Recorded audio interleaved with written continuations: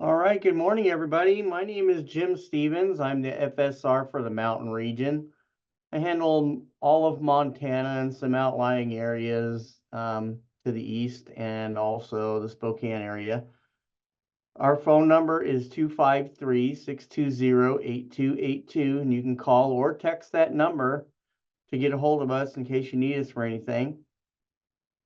Today, we're going to go over the Gensco quick form, and it's basically a startup sheet, troubleshooting sheet, kind of a do-all gas furnace, heat pump, air conditioning form where you can write down information so that you can collect it and share with your manager or an FSR if they need some more information. Or if we need to, we can send it to the factory and we could have an FSR at the factory look at it with us, or even the engineer that built the equipment. We've had that several times where, you couldn't figure it out, your boss couldn't figure it out, I couldn't figure it out. So we send it to my whole team and we look at it and still can't figure it out. So we'll actually send it to the factory and their FSRs. If they can't figure it out, we can get the engineer involved.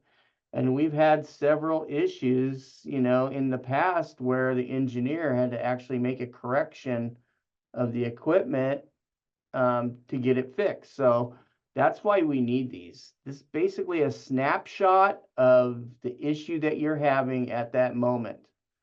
So what we want to do is we want to try to fill out this form as accurately as possible and as completely as possible. So this is the front and back side is what we're looking at right now. This is what the quick form looks like.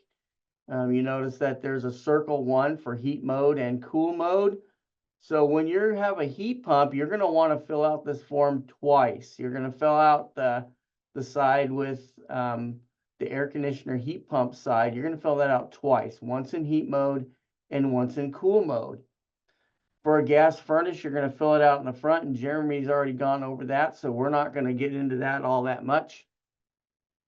Other than to say, if you're having a voltage issue, if you're having a short type issue, you're going to want to write down all these voltages for the line voltage and for the 24-volt side. First thing we need to have is we need to have your contact information, the date, and your personal information. Or say you're the manager and you want us to contact you, you put your name here, and the service tech that actually took the notes, we want to have that information as well. That way, in case we need to get a hold of him or the factory needs to get a hold of him or her, we can do that. And then the equipment owner's address, phone number, equipment model, outdoor, indoor, evaporator, anything that's attached to that equipment needs to be on here. Because sometimes just because you have a furnace that's acting up or a thermostat that's acting up, it doesn't mean that that's the issue. It could be some kind of a backfeed through a humidifier or an air cleaner that's causing an issue with the electronic board. So we need to have all the information of everything installed on that system. First thing we're going to fill out is the airflow information. Airflow is critical for everything. Gas furnaces, heat pumps, air conditioning. We need to know what kind of airflow is going through there. So what we need to know is the indoor unit CFM. So we're going to take the external static pressure. And on a gas furnace, we're going to take that from in between the coil and the furnace and to the return after the filter. This picture is not, there's no filter in here. The filter is a filter grill. So right here where this little jumper duct is, if there's a filter here, you want to take it on the furnace side of the filter because you want total static pressure of the entire system so that we know what the actual CFM is going through. So this is for a gas furnace. This one over here on the right, this one's for an electric air handler. So you would take it from the return to the supply.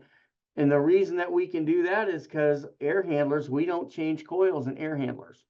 The gas furnace, we don't know what coil's on there. It might not even be our brand of coil. Sometimes we go out and replace a gas furnace without replacing the entire system. So this could be another brand's coil. So that's why we have to take it in between here, because it's not installed at the factory, so they couldn't take the readings to make the charts. An electric furnace, they can take it right through it, or an air handler, they can take it through the entire thing because they know what coil's in there, and then they can make the charts with the coil. Okay. We could also do a temperature rise method for the fossil fuel. What you would do is take the BTUs per hour output of the unit. You would take your delta T, or your temperature rise, and then times that by the specific gravity of your area. So this 1.08 is at sea level. I live in Spokane, Coeur d'Alene area in Washington, Idaho. So ours is 1.0. And I've got several people that are at like 0.97 and 0.93, depending on their elevation. So you need to make sure to know your elevation and your specific gravity when you're doing these charts, okay? So output divided by delta T times your specific gravity equals CFM. So you could test this on the gas furnace side with this calculation. CFM for electric, you're going to do volts times amps times 3.413. Volts, you're going to take your voltage on each different set of breakers, and you're going to average those voltages. And then the amps, you're going to take the amp draw off of each set of breakers, and you're going to add those together. So if you've got two breakers, and each breaker is 32 amps or 40 amps, we'll just go 40 for easy math. You're going to add those two up. 40 amps is 80 amps, or 20 amps is 40 amps. Okay, so voltage times amps times 3.413 divided by the temperature rise times 1.08, and that will give you the CFM. These calculations are right on the front of the sheet. Okay, it's right up in the corner. After we get the static pressure number, we can go to the service facts, the airflow charts and the service facts, whether it be a gas furnace or an air handler. It's going to give you, for the temperature rise that you're measuring, the CFMs going through the unit. And it's also going to give you the watts the unit is producing. So if you've got a variable speed unit, this S9V2, it's going to show you at 0.5 static, we've got 748 CFMs on medium low, and we've got 146 watts. So if we had higher static, well, let's look at the 0.9. The airflow is actually going to go down it's going to be 764 CFM, and your watts goes way up. So it costs more to run. Yes, the unit is going to put out the airflow that you need it to put out, but at an electrical cost that may or may not be acceptable to your homeowner. Okay. Also, with high static, you're going to get high amperage and high heat, and it's going to take out the bearings in the motor faster and the winding. So we want our static pressures, especially for a gas furnace, down to about 0.5. And I would say 0.7 on a heat pump or air handler is right in there.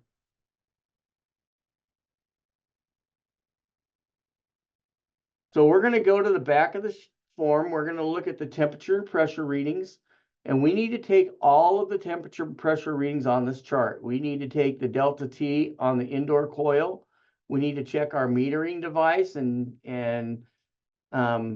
check the temperatures across the filter dryer. We are going to test the high side pressure. We're going to look at our PT chart and write down the saturation temperature. We're going to write down the liquid line temperature. And the reason I said dryer, some people put dryers on the indoor unit and some put it on the outdoor. Either way is okay. You just need to take a delta T across it Anything more than 3 to 4 degrees is clogged. You need to replace it, okay? Then we come back and we're going to take the outdoor temperature of the outdoor unit. We're going to take the vapor line, low pressure side. We need to take the vapor line temperatures if it's a heat pump on all 4 ports of the reversing valve need to be written down. This is the biggest reason why we want you to mark heat or cool. And then the hot gas line temperature and the vapor line temperature right near the compressor. Because if we have a restriction here, we can see that if we have all these numbers written down. If we don't have all these numbers written down, we're not going to be able to see that. Once we get all the numbers, the pressures and temperatures written down, we can calculate the efficiency of the unit. If we're looking at the amp draw, we can calculate the efficiency with the amp draw and make sure that when the compressor is running, that it's actually running at the efficiency that it's supposed to run. We can verify pressures. We can test the EEV or the TXV to make sure that it's flowing correctly. These are all things we need to know to be able to get all this information for you, okay? So when you're measuring subcooling, you're going to take the sat temp minus the liquid line temp, and that's subcooling. And I've got a short video here coming up that is going to explain it very well. And then for superheat, you take the vapor line temp minus the saturation temp. That's the temperature of the pressure of the refrigerant on your PT chart, okay? And then the difference is the superheat, okay? Superheat is the amount of heat gained above where the point in the evaporator that all of the liquid refrigerant is gone. This is 100% vapor refrigerant, and then it gains heat in that vapor so that it doesn't turn back into a liquid before it gets back to the compressor, okay? Subcooling is after your TXV, it goes through your coil, and then whether it be the indoor or the outdoor coil, depending on your heat pump or cooling mode, right? So the condenser moves with a heat pump. It could be inside or outside. You're going to take the high pressure. You're going to take the saturation temperature converted on your PT chart. You're going to go sat temp minus liquid line temp. That's a measured temperature at the liquid line, this one right here. And then that's going to be your subcooling. And subcooling is the amount of heat taken out of the liquid refrigerant after it gets all the way to a liquid. It's going to take more cooling out so that once it gets to the TXV, it's going to be 100% liquid. We don't want any bubbles of gas refrigerant before our metering device because it lowers our efficiency greatly, okay? So if we can fill out all this information, everything, with an air conditioning, if you're having an air conditioning issue, we need to know the dry bulb and the wet bulb. If you're doing just a heat pump and you have a heat pump issue, we only need the dry bulb. But for air conditioning, we need to have the wet bulb as well because we need to know how much moisture is in your air so that we can calculate the actual cooling effect of your refrigerant, okay? Working knowledge of superheat and subcooling is as critical to technicians as our working tools and equipment. Hi, it's Paul again. Measuring superheat and subcooling is essential for optimal performance of a refrigeration system. First, let's look at superheat. As refrigerant enters the evaporator, it's in a liquid state. As heat is added to the liquid, it will turn to a vapor at its boiling point or saturation temperature.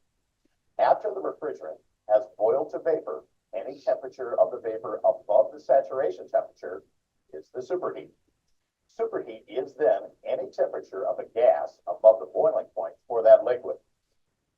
The superheat calculation lets you know if the amount of refrigerant flowing into the evaporator is appropriate for the load.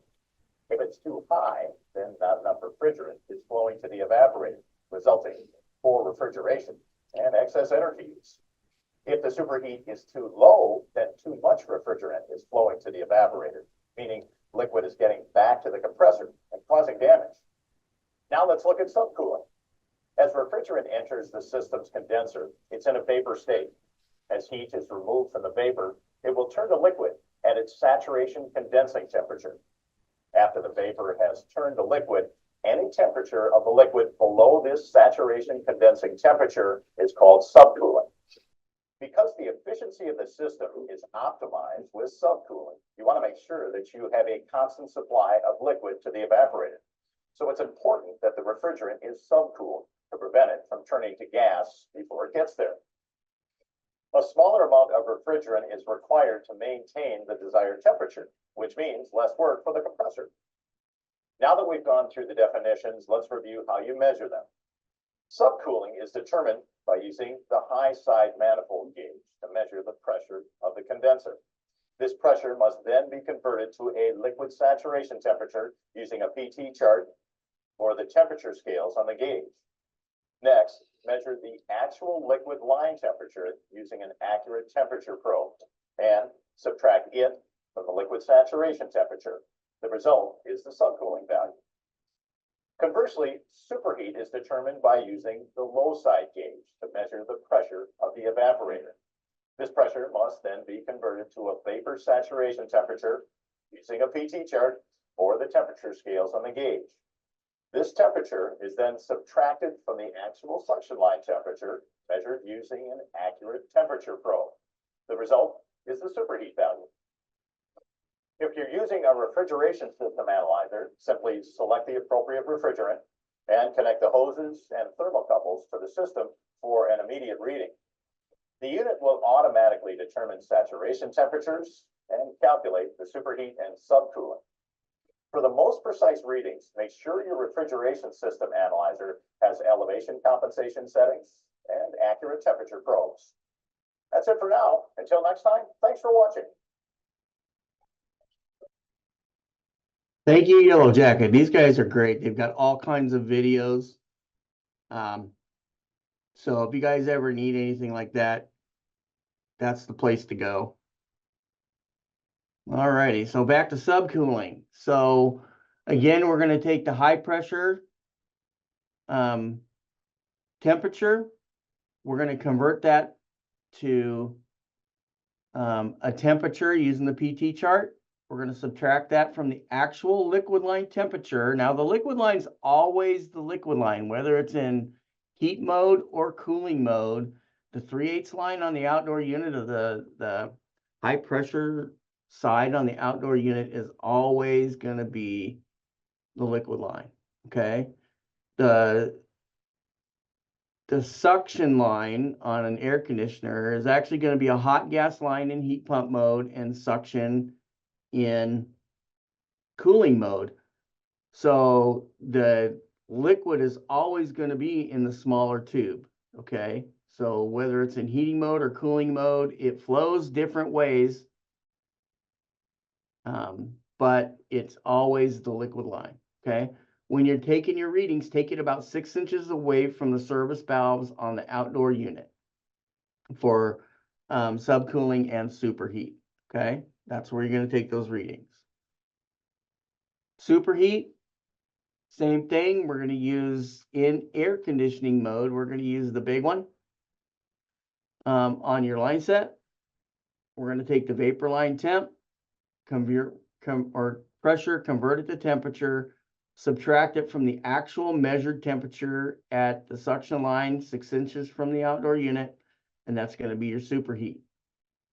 If you're trying to measure superheat in heat pump mode, you need to take that saturation temperature on the true suction in between the reversing valve and the compressor.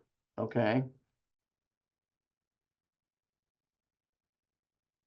Indoor delta T, or temperature rise, we're going to measure the return as close as we can to the return of the unit.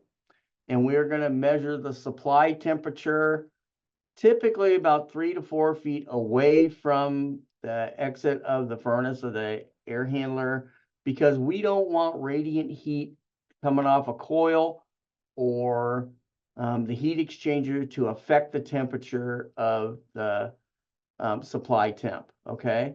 So we're going to take it kind of around the corner a little bit after it comes up and out, take it downwards. If you've got multiple ductwork, if you got it coming off the right side and left side, take it in a couple of spots, one on the right, one on the left, and then average those, okay? You want to make sure that your delta T is pretty right on, because that way you can get the actual efficiencies of the unit and the and make sure that your airflows are set correctly. Outdoor temp is critical because we have to have the outdoor temp to be able to use the service facts charging charts, okay? So in heat pump mode, we have to have the outdoor temp because that's the only way to charge in heat pump mode is by utilizing the charts in the service facts. In cooling mode, we're going to go by subcooling. You don't really have to have the outdoor temp, but it's great to write it down. That way we can verify between the actual subcooling that you're reading and the charts, because there's cooling charts in the service facts as well. So we can double check ourselves by having all the readings written down, okay? The service facts is going to show us the cooling charts, which is high side, low side, and then the heating charts, high side, low side. The way that you read this chart is you measure the outdoor temperature. So if we have a 35-degree outdoor temperature, we're going to come straight up to those slanted lines, which are indoor temp. So 60, 70, 80. So that's 60, 70, 80. And each one of those boxes in between is about 10 degrees, okay? Oh, I'm sorry, 10 PSI. So if you're at 60 and you got 35 and 60, you come straight across from 60 and it's going to be right at about 300 PSI for your head, right? Now, if you have 65, you go up to 65 and come straight across, it's about 320, okay? So you have to have the indoor temp, you have to have the outdoor temp to utilize these charts correctly. Same thing with cooling, all right? You notice how the line in cooling is pretty close together. Anywhere between 60 and 80 degrees is going to give you pretty much the same readings. So the indoor temp is still critical. It has to be, you know, and these are wet bulbs, okay? So you notice here, wet bulb. So the indoor temperatures here are probably actually going to be, you know, 65, 70, all the way up to 80 or 90, okay? So the actual dry bulb is going to be higher than these readings because these are wet bulb temperatures. So dry bulb over here, wet bulb over here, heating, cooling. Cooling for above 65 degrees outside, and this is for commissioning. So you want your AC to be above 65 degrees outside. You check it from the subcooling and you charge to subcooling. It's listed on the nameplate of the outdoor unit, all right? So that's how we charge for cooling. Heating, we're going to charge by the service facts, by the heating charts. Cooling, we're going to charge by subcooling. Weighing in the charge is not reliable. If you weigh in the charge, you're relying on somebody else putting the refrigerant in at the factory being accurate.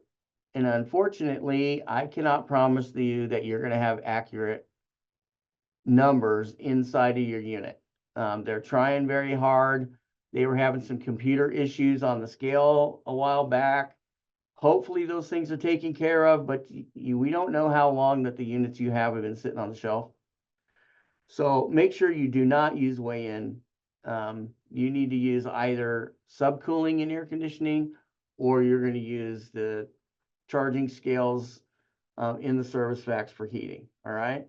So charging by subcooling on the outdoor unit nameplate, it's going to tell you the subcooling design, 10 degrees plus or minus 3. Most units have that on there. The side discharge units do not have a plus or minus 3. Never ever go over on a side discharge. They have less volume of refrigerant and less volume of coil space inside of those units. So they're a critical charge. So if it says 10, you probably want to go, I would probably do it at 9, 9.5 instead of 10. Just to compensate for meters and differences in different temperature probes, okay? But for a train, a standard train cube with a spine fin, you can go 10 degrees plus or minus 3, or you're going to look at the unit nameplate. A lot of these are 9, some of them are 8. Still, you got the plus or minus 3. I've personally always tried to get it right on the number shown, 10 degrees. If I can get it at 10 degrees, it's going to work perfectly for me. Okay, I'm not going to really have issues. If it's cooler outside and you go 10 degrees plus 2, as soon as it starts getting hot outside, there's a chance that you're going to be overcharged and have to go back and do a callback. Same thing when it's hot outside. If it's over 80, 90, 100 degrees outside and you've got it all the way up to 10 or 11, you're going to be overcharged and you're going to have issues. All right. So, this is meant for about, between 70 and 80 degrees outside. So if you get higher than that, you might want to reduce this just a hair or put it right on. Same thing with you if it's colder outside, if you're right down at 65 degrees, then you're going to want to not go over, because then when it does get hot, you'll have issues. Heat charging, we're going to use the chart and the service facts. And then we need to come back in the cooling season and commission the system in air conditioning mode. That's the only way to commission Training American Standard, Run True, Ameristar. They're all the same way. The only way to commission this equipment is in the cooling mode with the correct temperatures outside. All right. These charts here are going to get you close enough so that you can charge the system and keep it running through the winter until you can go back in the summer. All right. So again, here's the high side. We're going to look at the outdoor temperature. Say it's 45 degrees outside and we've got a 70-degree indoor. We're going to go 45 straight up to 70. We're going to come straight across from 70, 350 PSI. That's what our high side pressure should be. If you're below the line, so if you got your gauges on there and you're at 325 and it's 45 degrees outside and 70 inside, and you're down here, you're undercharged. You need to add refrigerant until you get your charge up to where it needs to be. Okay, if you're over the line, you need to remove refrigerant till it comes down to the line. Okay, a little bit under the line is usually where I go, right about there.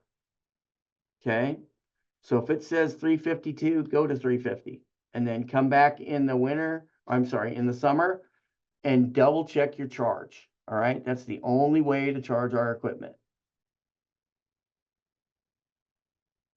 When you fill out the form completely, most of the time you'll discover the issue you're looking for. You'll see if you have a clogged filter dryer. You'll see if your EEV or your TXV is not feeding properly. You're going to see that by you looking at that snapshot of everything all at once, okay? I understand sometimes there's times where the unit will only run for 3 minutes or 30 seconds. Sometimes those times you need to add some more refrigerant or jumper a safety temporarily long enough to get it to run to where you can see where it's actually doing in the system.